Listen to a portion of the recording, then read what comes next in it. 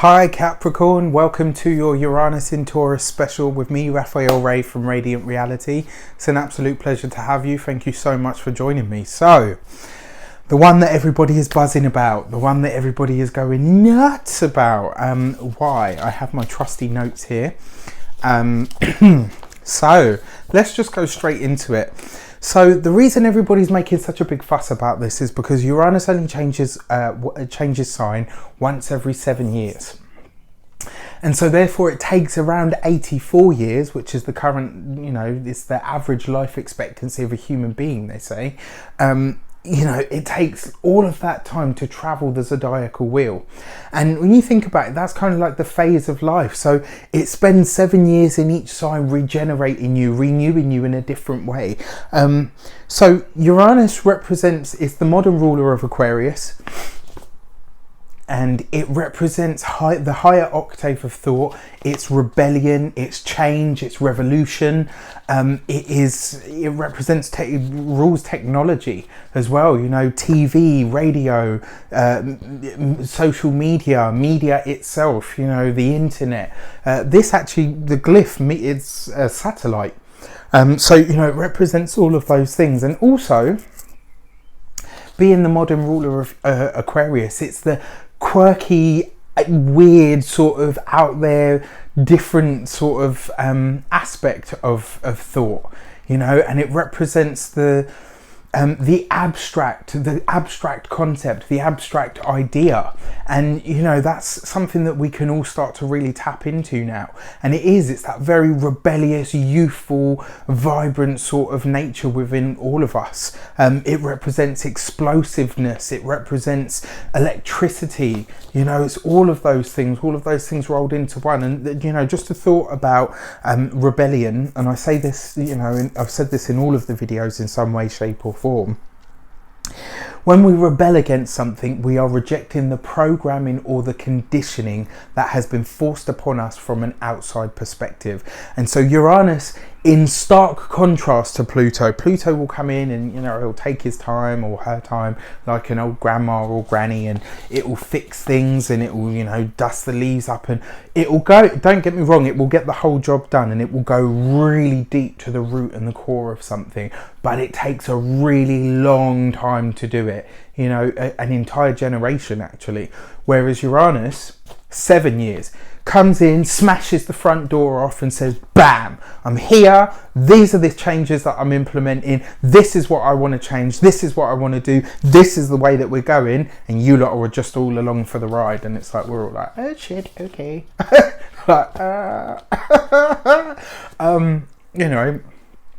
In fact, a perfect example has just popped into my mind. Oh, sorry.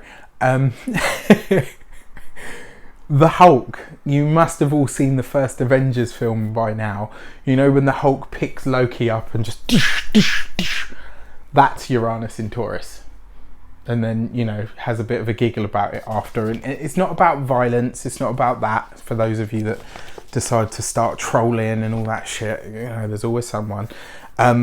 It's not about that. It's about the spontaneity, and sometimes the spontaneity of Uranus that it brings, it just reminds you that you just have to laugh. Because if you don't laugh, you're going to cry. You can't anticipate anything with Uranus. It's just not possible. It comes left of field and it creates that sort of change. In the tarot, Uranus rules the tower. And it's about the illusions or the things that you bought into or built up in your life to believe that they're 100% stable, and then bam, something comes along and knocks it down and says, actually, how stable was it? Ultimately, it can be a time of upheaval, but the good thing about it is it creates a space for true liberation, which is another of the meanings of Uranus. So Taurus couldn't be any more different. Taurus, the sign, couldn't be any more different to Uranus, because it represents the sign of fixed earth. Although this rules Aquarius, that's fixed air. This is moving into the sign of fixed earth. It's completely different nature and completely opposite nature. Taurus rules food, agriculture, the land itself, the earth itself.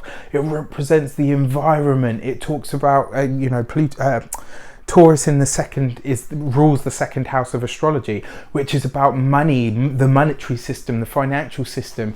It's about your self-worth. It's about what you value, how you value it. It's about what you eat, what you take into your body, what you ingest. It's about the animals. It's it's all of those things. And Uranus moving into Taurus, these are two very different opposing energies that are now going to come together, and they have no choice but to integrate. So you will see things like big shifts in the monetary and financial system, how we do, what we own, what we spend, how we spend it, where we keep our money. All of that stuff is about to change. The things that we value, we might find that actually we move away from the materialistic life in terms of, fancy this and fancy that and expensive this and expensive that, and start just thinking, well, actually, do you know what? It'd just be nice to be able to feed myself, clothe myself, and, drink clean water. Without worrying that the sea's polluted and, everything that I'm putting into my body has got pesticides. And, it's about finding better ways to get the best out of what we take into ourselves. And all of that stuff is going to be highlighted. So really interesting. Also, one of the things to remember is that this sign trines your own. So Taurus trines, because it's also an Earth, so you've got one, Virgo and Capricorn. There's a trine aspect that takes place there. This is also going to be, so there's going to be a trine aspect for you, which can be really harmonious if you actually choose to act on the energy that it offers you. That's the thing about trines, is it's an opportunity, but it's usually one that we don't pay much attention to or push so hard for, because it comes so easy. The squares and the oppositions, however, we tend to really work with those, and we're more vigilant with them, and more diligent with the opportunities that we're given through those things, or through the challenges that we're given through those things. And the reason is because we know we have to work harder at it. When something comes easy, it's something that we tend to be a bit frivolous with. Excuse me, sorry. Okay, so my trusty notes. Your fifth house is about to, because as a Capricorn, this is going to happen in your fifth house. Uranus is moving into your fifth house. This 7-year transit is going to move into, if you're a sun sign, and especially if you're an ascendant Capricorn, this is going to be moving into and taking place in your fifth house. Your fifth house is about to be excited, fired up and stimulated like never before. Responsible gambling, making sure to play the lotto, can be very good during this time, because spontaneous monies could come through lotto wins and gambles. So taking calculated risks, because the fifth house is about all of those things. It's about gambling, it's about fun and frolics and sex, drugs and rock and roll and all of those things. It's about the pleasure and the joy and the creativity. It's about the R&R, the rest and recreation. It's about the things that make us happy and joyous and tap us into that inner child and the creative self. And the fifth house, it's because it's about gambling and stuff, and Uranus in Taurus, so spontaneous money, spontaneous finances, fifth house, lotto wins, etc. Play the lottery through these 7 years, because play the horses. I'm not saying gamble and spend every penny you've got on everything. I'm saying play in games of chance and things that are spontaneous, or however many odds to 1. Play them, be a part of them, because this energy could see you hitting a jackpot. This energy could see you, your horse coming in, your ship coming in, your numbers being chosen, all of that stuff. So, if you have a good inkling one day and you think, oh, you know what, I've got a spare £2, I'm going to play the lotto, or you know what, I've got an extra tenner this month, I think I'll put it on a horse. Do so, because over this 7-year transit, you could have moments where you really hit it big, where a nice big windfall comes your way. especially with the trine aspect to your own ruler in your house, giving grounded and practical lasting enjoyment and possible spontaneous wealth. In short, if you come into money spontaneously, the ability to hold on to it or grow it will be evident. And that's the thing as well, you know, as a Capricorn, you're naturally good with money, you're naturally good with budgeting, you're naturally good with building up. You know what it is to be practical, to be earthy, to be down to, you know, you and Taurus actually share a lot in common in that respect. You know, you're steady, you're dependable, you're hardworking, you're relentless in your pursuit of a goal. And if you can tap into that energy even more, when you have these moments of spontaneous money coming to you, you'll be able to grow them. You'll be able to really, you know, hang on to them. So it's like, say you win £5,000, some smart part of you will be like, right, I'm going to invest this, I'm going to do that, I'm going to do this. And in, say, 3 years' time, you've got £15,000 from that original 5. You know, the money that comes to you spontaneously through wins and through all of that stuff will be grown, and it will, you know, it will have some lasting value. The fifth house is the house of fun, frolic, sex, drugs and rock and roll. As I said, it's about pleasure and enjoyment and all the five senses and all the things that excite them. It's about pleasure for the sake of pleasure. It's about enjoyment. And you know, after the 2.5 to 3 years that you guys have had, whoo, who deserves it more than you guys? You know, this is the time for you to really get back to just enjoying life, to having fun, to being more creative, to, you know, to being more creative, to being more open to your own pleasure and your own joy and giving over to that. You know, one of the things that I would say Capricorns struggle with is probably letting loose. You know, you guys, especially the ascendants or the strong sun Capricorns, you know, whose sun is bang in the center of the sign, you know, or whose birthday falls bang in the center of the sign. You guys are the ones that have not so much have trouble with it, because, you know, there are going to be exceptions to every rule, but you guys will be the ones that are a bit more reserved, the ones that will have fun but not too much fun, and, you know, oh, I think maybe that's a bit going too far or whatever. This is about you learning to take off the shackles and just say, do you know what, yeah, fuck it, I'm gonna have some fun, I'm gonna go mad, I'm gonna drink some, I'm gonna party, I'm gonna dance on the table, I'm gonna, you know, I'm gonna draw, I'm gonna paint, I'm gonna dance, I'm gonna go to a Zumba class, I'm gonna, you know, whatever it is that helps you tap into your own creativity, whatever it is that helps you get excited about and emotive about life again. That's what you should be doing. You know, the fifth house is also the house of children. Uranus moving into Taurus could see you, you know, for those of you that don't want this kind of energy, this 7-year transit is a time to be sure about your birth control. If you don't want to be pregnant, if you don't want children, or you don't want any more, make sure because you could end up being spontaneously pregnant. You know, it's the house of children. The fifth house rules children. For those of you that are trying, you might, you know, be trying for a baby and end up having twins. For those of you that, you know, are, you know, want kids, might end up adopting, or you might end up inheriting a child, you know, for any number of reasons. You know, you might decide that now that you've had a child, actually you want to adopt a child as well. Because the fifth house is all things to do with young people and children. So, you know, the higher octaves of thought, but the spontaneity, the revolution, the change around these things, could see, you know, children entering your life in a big way, could see you learning from them and teaching them, and more importantly, applying what you take away from them. And I mean, who better to observe than kids when it comes to having fun? They don't think about who cares about what, they don't get self-conscious, they don't have any of the programming or the conditioning, you know, rebelling against the programming and the conditioning, like I said. You know, and when you rebel against something, it's you refusing the programming or the the conditioning that was forced on you from an external source.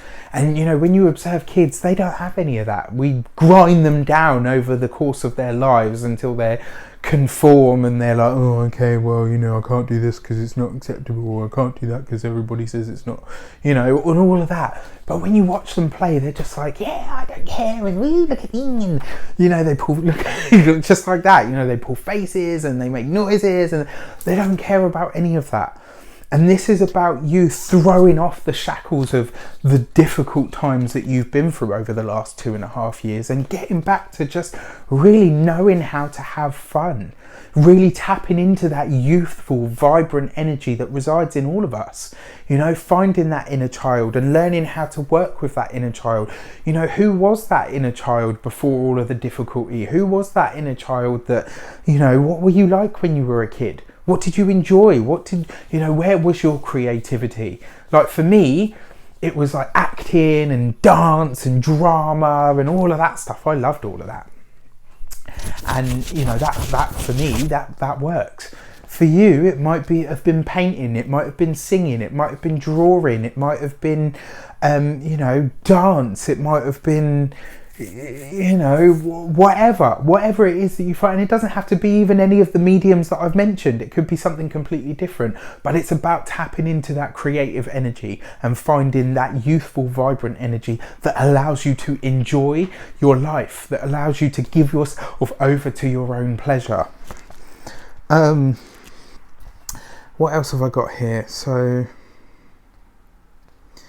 this will be a time of deep enjoyment, and also a time of finding your own unique parenting style. I love that. You know, your approach to being a parent with your first child may have been one thing, and with this, you know, Uranus in Taurus, you might think, actually, do you know what? No, I'm going to do this one completely different, and we're throwing the manual out, and we're going to go with what's completely different. You might decide to travel lots with that child. You might decide, because, you know, the 5th house is a house of journeys as well. 3rd house is short trips. 9th house is, you know, long distance travel. But 5th house is like, you know, interactions on a day-to-day basis. You know, this might see you, you know, doing spontaneous things with your kids that you never thought you would do. Things that you think, actually, do you know what, I want to do this, and so I'm going to bring my child along to do it with me. You know, this could see you being responsible in a different way. It could see you finding a different parenting style for yourself. You will want your child to be free of your own conditionings and want to teach them things that will broaden their minds and give them very different and unconventional viewpoints. What more could you ask for? What more could they ask for? And they'll thank you for it as they get older. Opportunities to enjoy life may come frequently and often, and may be surprising in their frequency.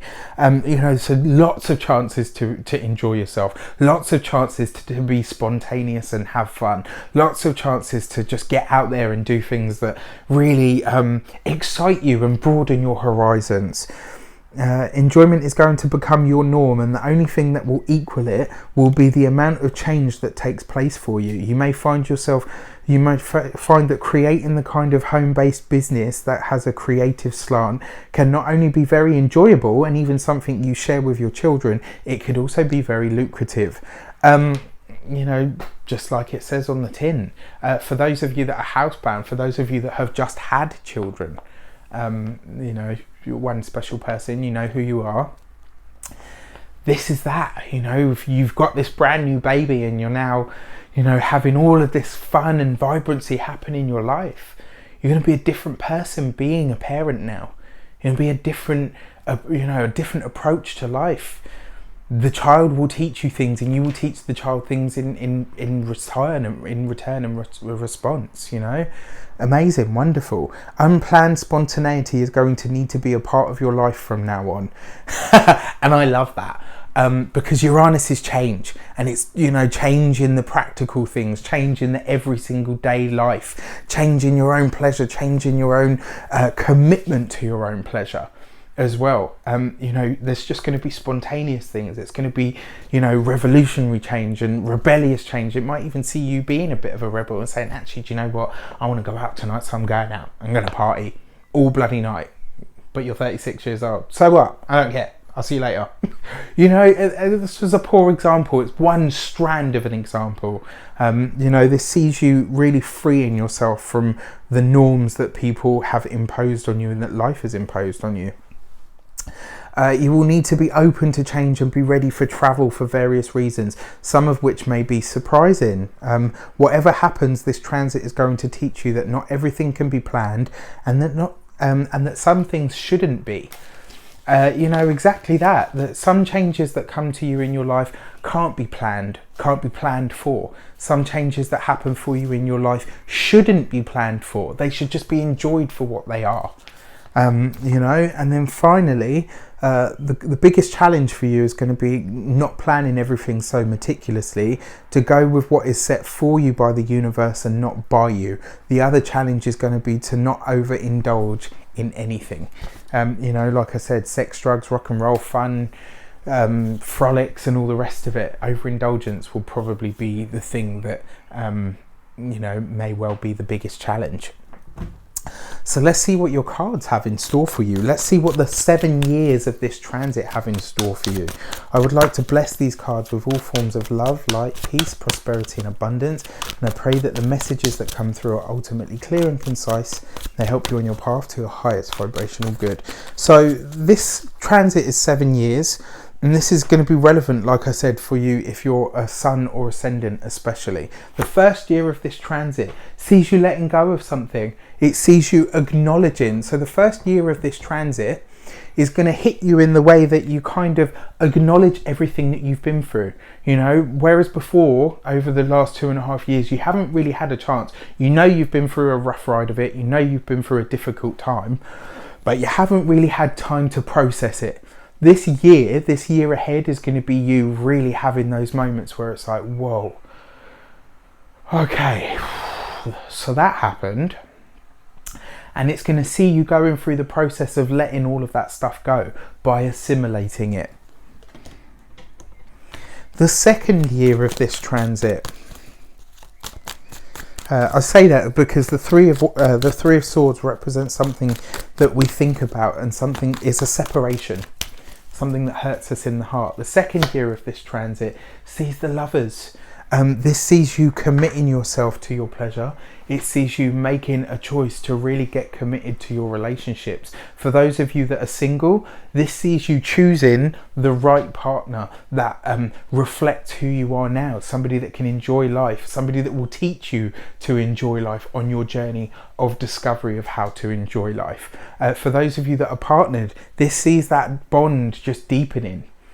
And for a select few of you, this will see your bond ending. You know, surprises, surprise stuff in everyday life. This is separation, the Lovers, the separation of the Lovers. You know, when you read the cards in conjunction, it could be that, but these are separate years that I'm reading them as. You know, so for, like I said, for a select few of you, there will be that energy. The third year of this transit sees the Nine of Pentacles. This is stunning. The Nine of Pentacles is about beauty and abundance and about skill.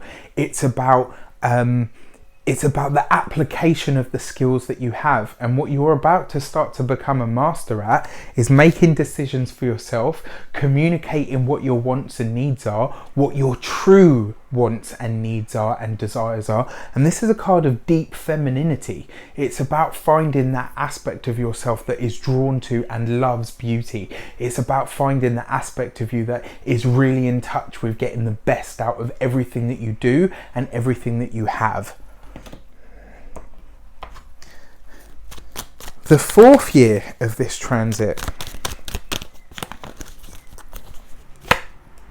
sees you taking time out, sees you being selfish with your time, sees you saying, you know what, I'm going to have a restful year, I'm going to take a rest, I'm going to take time, I'm going to meditate, I'm going to look into myself, I'm going to find out what my pleasure is. You know, you all have had 3 years relatively of just kind of enjoying yourself and enjoying everything for the sake of it. The fourth year will ask you to take stock of what you've learned about what you enjoy and why you enjoy it. Because the Four of Swords represents waiting, patience and stillness, but it can also represent meditation. So the 4th year is going to be, and look at that, the 4th year in the position 4. You know, that's quite relevant when you think about the numerology of it, because 4 is structure. 4 is the number of Saturn. That's your ruling planet, which is now in your 1st house. This is about you crystallizing and creating lasting change, lasting value for yourself. The 5th year, look at that, beautiful. The 9 of Cups, wish fulfillment, the wish that you make, the wish that you have your eyes on, that you have your goals on. This is ultimate and deep spiritual and personal healing. But on top of that is wish fulfillment. The 5th year of this transit, as well as the 3rd, could possibly be where these spontaneous windfalls make themselves known. You know, the 9 of Cups is a beautiful card. It's one of the happiest and brightest cards in the pack. So lovely. Let's flip those over. The 6th year of this transit sees the Knight of Cups. Beautiful. This is going to be about an opportunity that comes your way, and when I see this, especially with the 9 of Cups, this is about your wish fulfillment, something that you ask for, that you hope for, that you call out to the universe for on a deep level. You know, from a really deep emotional place, your wish will be granted in the 6th year, because the Knight of Cups is usually a declaration of love, but it's something that comes to you that makes you truly happy and truly bright. And when you couple this with the 9 of Cups, I mean, could you ask for any more than that? Absolutely stunning, absolutely beautiful.